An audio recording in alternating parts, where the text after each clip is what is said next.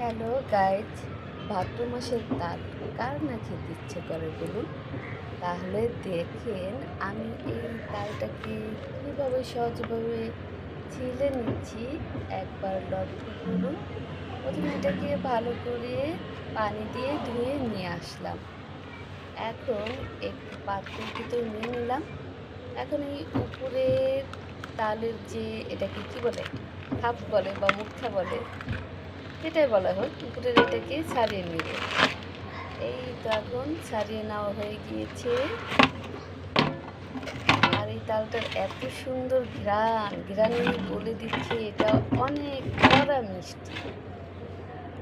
আর এই তাল কিভাবে চিনবেন যে কড়া মিষ্টি? তালের গন্ধতেই আপনাকে বলে দিবে, সুন্দর যে একটা স্মেল বের হয় সেটাতেই আপনাকে বলে দিবে যে তালের থেকে এটা, মানে তালটা এটা খুব বেশি মিষ্টি হবে।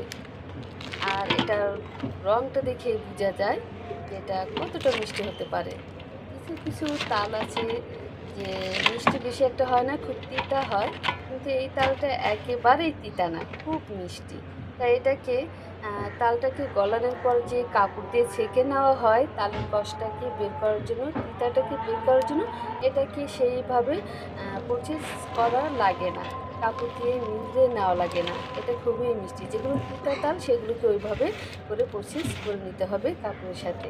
এইভাবে ছিলে নিয়েছি তালটাকে, এই যে দেখলেন তো।